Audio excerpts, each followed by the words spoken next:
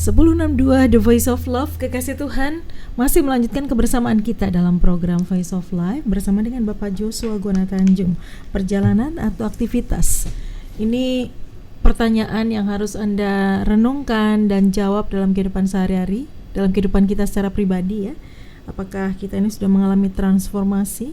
Apakah kita ini sedang menyelesaikan tugas-tugas kita yang Tuhan tetapkan buat Anda dan saya? Dan apakah kita ini masih melakukan tugas itu dengan penuh belas kasihan, penuh rasa, penuh cinta, bukan sekedar menyelesaikan saja. Yang penting mari gitu, nggak bisa ya? Ya, harus punya rasa, nggak boleh kehilangan itu. Ya. Salah satu ahli Taurat kan melakukan hal itu. Ya. Jadi semua aktivitas itu nggak ada belas kasihannya, sehingga akhirnya menjadi hukum, hukum mematikan. Ini bahayanya itu. Ya. Jadi sebetulnya zat hidupnya ini yang harus nggak boleh hilang. Zayinnya itu apa? Zoe-nya itu zayin, bahasa Ibraninya. Itu yang nggak boleh hilang. Kalau itu luar. Jadi Tuhan tuh suka dan menghendaki, menginginkan knowledge sama rasa belas kasihan. Aku menghendaki pengetahuan, pengenalan akan Tuhan lebih daripada korban. Aku menginginkan belas kasihan lebih dari korban. Jadi pemahaman, bukan sekedar beraktivitas, tapi pengenalan akan Allah.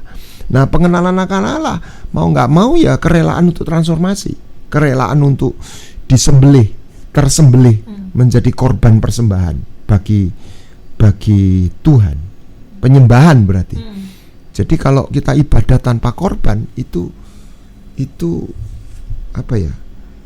Akhirnya menjadi sebuah, yaitu yang Mahatma Gandhi katakan worship without sacrifice. Nah, yang kita perlu yang kita perlu sadar seperti COVID itu beredar, roh ibadah yang palsu itu terjadi gitu loh. Jadi gandum sama ilalang kan gitu ya. Gandum ilalang itu kan kata kuncinya kan domba kambing, gandum ilalang itu apa? Mirip tapi tidak sama gitu. Serupa tapi tak sama. Serupa tapi tidak sama gitu loh. Jadi dan yang satu nggak keterima, yang satu keterima, tapi mirip, tapi serupa. Lah ini loh, ini hanya orang yang mengenal Tuhan itu yang bisa bedain. Marilah kita ini nggak jadi hanya menjadi satu crowd itu kumpulan massa, kerumunan tanpa ngerti, dan dia hanya digerakkan oleh orang gitu loh ya. Dia nggak ngerti sebetulnya. Dan sepertinya situasi pandemi ini memaksa kita untuk kembali menilik ya. Kita ini sekedar kumpulan atau kita ini kumpulan atau sosialita, kelab, atau kita batu hidup. Jadi bukan mendikotomikan ngumpul. Kita juga jangan terus anti kumpul ya. Tapi kita jadi batu hidup. Batu hidup itu gini. Dalam satu bangunan dia punya posisi, dia tahu tempatnya, dia punya apa ya? Dia berfungsi dan dia independen. Itu yang diomong seven habit ya, gitu. Batu hidup. Jadi kalau tubuh itu setiap sel ini hidup. Dia memang tergabung tapi masing-masing itu hidup. Katakan dalam besar ya, jantung tuh hidup. Hidup yang dipasang, yang bergabung dengan yang lain, tapi dia sendiri hidup. Nggak boleh mati. Kata hidup itu harus ada. Nah, kehidupan itu apa? Ada pergerakan. Ada progres tadi ya. Ada aliran, ada pergerakan, ada progres. Kalau nggak ada kehidupan, nggak ada progres. Nggak ada progres, salah satu, kalau nggak ada kehidupan, nggak ada progres. Nggak ada perubahan. Wah. Jadi menjadi orang percaya Yesus ternyata tidak semudah yang kita bayangkan, Pak ya? Ya gini, kalau kita masuk dalam paradigma Injil keselamatan, ya sudah. Itu kita ini diampuni, tapi belum tentu hidup. Tapi diampuni. Itu contohnya orang Israel itu loh, diampuni tapi mati di padang gurun, nggak masuk di tanah perjanjian. Tapi diampuni dari mana Bapak tahu? Bilangan 14 ayat 17 kalau nggak salah. Aku mengampuni sesuai permohonanmu. Ampuni. Loh, Tuhan sendiri ngomong. Tetapi namun mereka demi kemuliaanku saya. Ini jelas antara pengampunan dan kehidupan tuh di sini titik pisahnya itu ya. Bilangan 14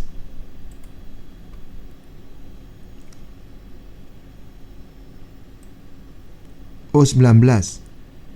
Musa kan ngomong ayat 17 ya. Jadi sekarang biarlah kiranya kekuatan Tuhan nyata, kebesaran seperti yang kau firmankan. Tuhan tuh panjang sabar, kasih ya toh. Itu. Ampunilah kiranya ayat 19 kesalahan bangsa ini. Jadi Tuhan, Musa itu melobi Tuhan. Bilangan 14. Ya. Ayat 19. Ya, ampunilah, ini di atas dia mengingatkan atributnya Tuhan. Ya toh? Ampunilah kesalahan sesuai dengan kebesaran kasih setiamu, seperti engkau telah sudah ngampuni bangsa ini mulai dari sampai sekarang dari Mesir. Terus Tuhan jawab loh ayat 20. Ya. Aku mengampuninya sesuai dengan permintaanmu, hanya demi aku hidup, yang kemuliaannya, atributku. Jadi tidak bisa, kerajaanku tidak bisa. Mereka yang sudah 10 kali dihitung dan aku bersumpah, ini kata ini bersumpah ya, aku bersumpah. Mana nih ada katanya bersumpah, kok hilang di sini. Itu diulangi di Ibrani. Bersumpah mereka tidak akan masuk melihat tanah perjanjian. Kira-kira gitu.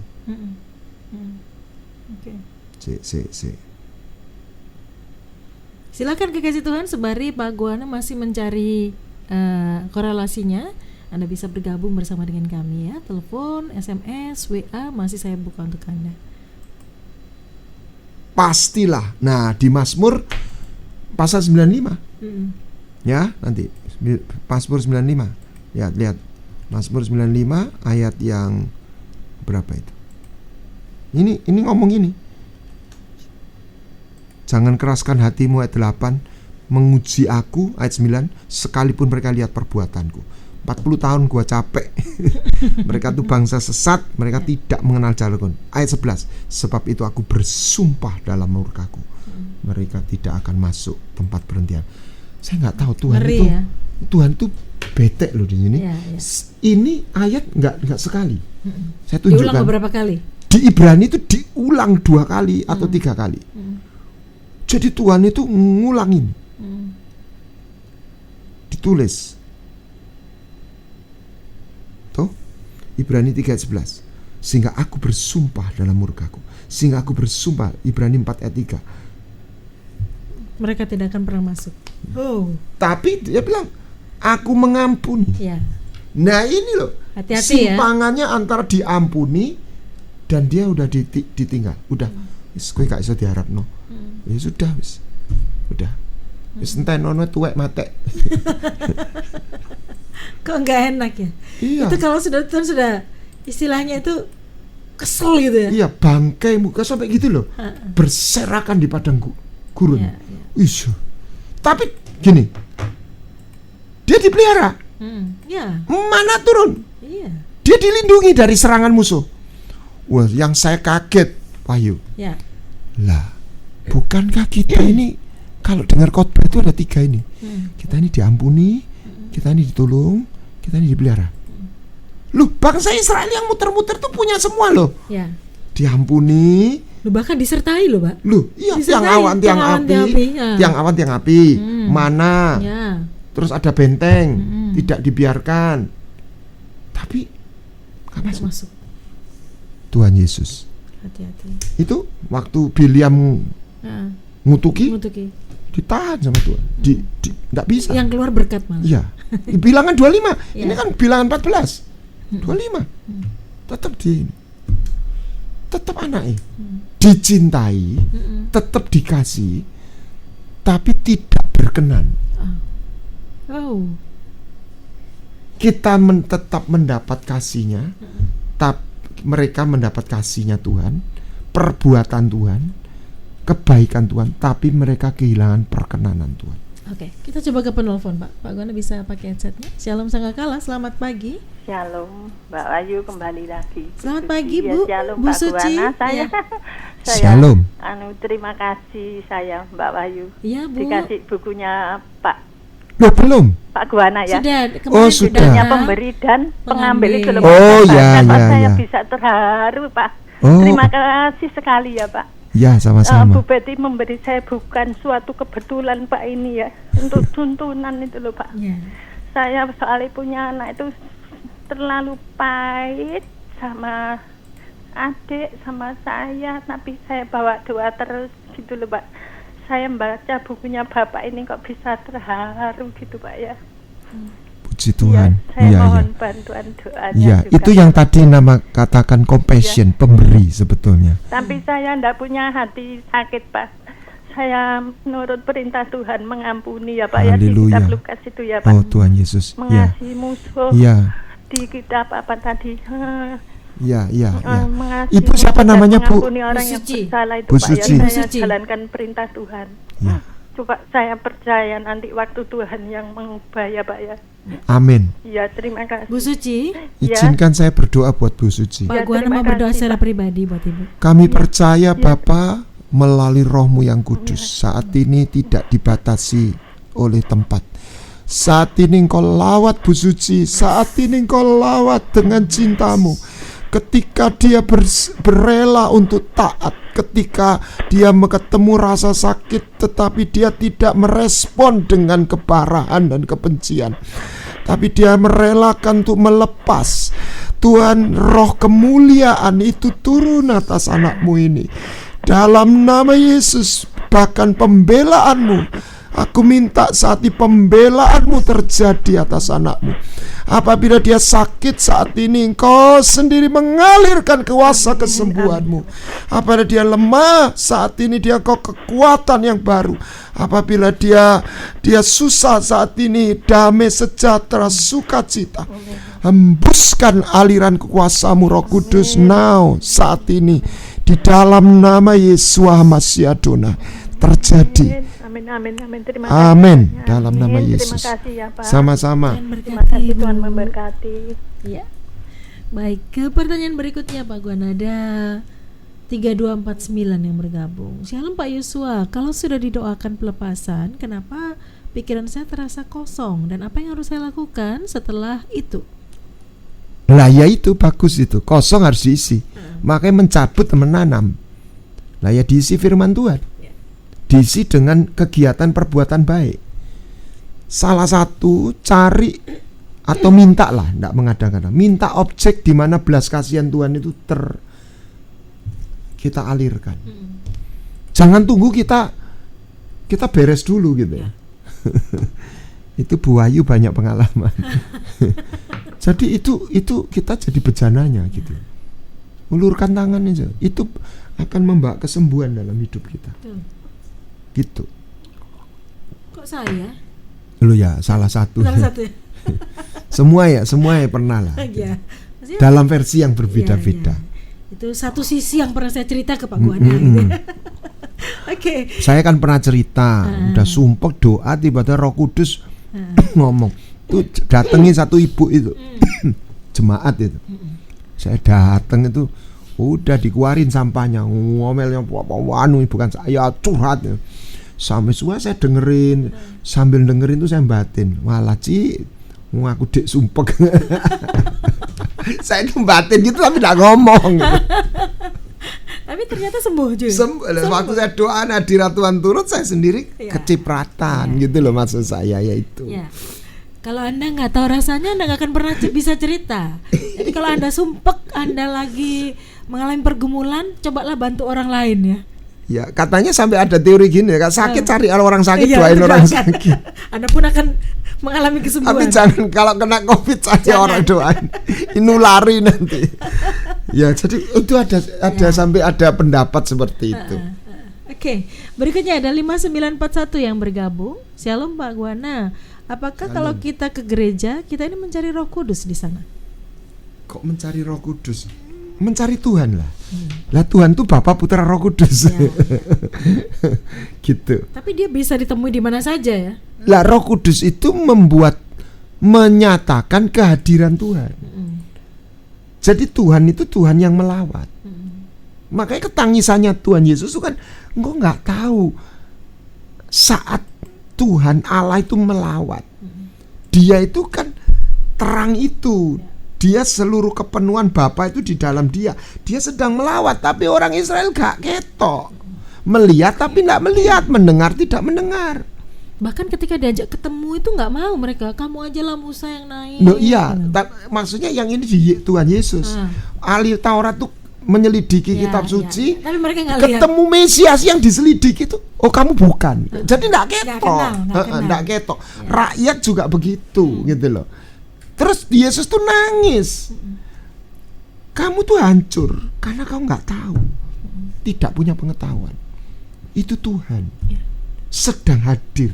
Nah Tuhan kan naik ke sorga setelah itu. Nah itu Roh Kudus. Nah sebagian orang Kristen itu Roh Kudusnya hadir, dia nggak ngerti. Soalnya budek. Nggak mau dengar. Budek. Tertutup telinganya. Telinganya tertutup, harus dibuka. Soalnya kita masih yaitu blindness, kebutaan dan ketulian itu ya. Jadi kita harus minta dibuka, pastikan oh itu Tuhan hadir gitu. Saya dulu waktu melayani satu desa itu merintis ya, waduh itu merinding. Pernah Pak? Loh, saya dulu merintis sama-sama teman ya, sampai jadi gereja. Itu kelompok orang kepercayaan. Ada beberapa keluarga yang terima Tuhan. Dan di kebaktian tuh beberapa ada orang ya 2 kali tuh Tuhan datang gitu. Waduh, dah ajaib-ajaib itu pokoknya. Oke. Ya. Itu hal yang luar biasa ya. Sampai ada satu rombongan universitas nginjil sana, doain orang. Ada satu gereja yang gak terlalu menekankan itu. Doa orang lumpuh jalan bingung, yang doanya yang bingung. Iya. Lo kok iso? Iya. Mujizat itu seringkali lebih banyak terjadi di daerah-daerah, ladang misi ya, di ladang misi. Ya. Karena memang itu dibutuhkan. Jadi kalau Anda mau lihat mujizat, pergilah ke ladang misi. Menginjil, memberitakan Injil ya. Ya urban di orang-orang yang belum percaya, wah itu lebih kan paling suka sakar mendoain orang hamba Tuhan sakit. Kenapa Pak? Karena dia tahu. Dia tahu tapi nggak percaya. Dan biasanya suruh bertobat dulu gitu ya. Nggak selalu sakit karena tapi dia tahu. Kadang-kadang kita yang tahu ini malah sulit kalau disuruh bertobat. Aku wis kenal kok, aku sudah tahu kok. Sulit menerima mujizat. Oke. Baik, Pak Guana, bisa disimpulkan dari apa yang disampaikan sepanjang pagi hari ini dan silakan tutup dalam doa. Iya. Dosa adalah keluar dari tujuan.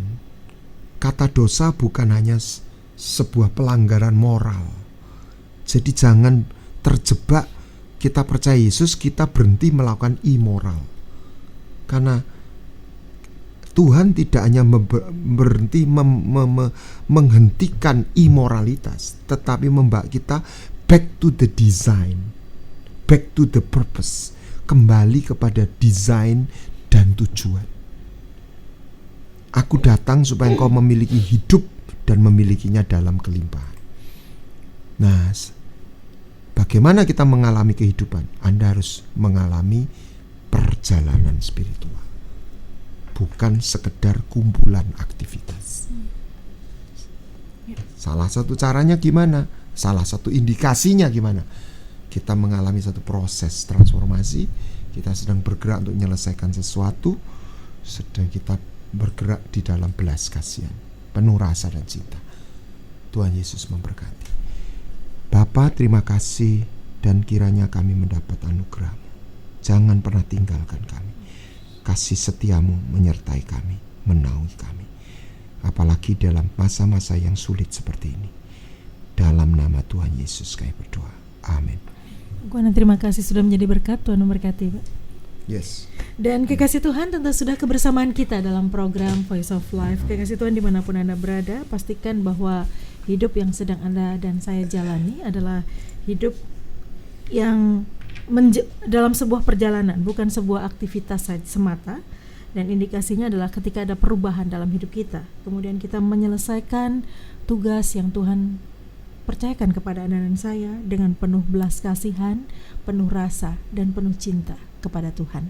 Saya Wahyu Widiawati pamit undur. Selamat pagi, selamat beraktivitas. Tuhan Yesus memberkati.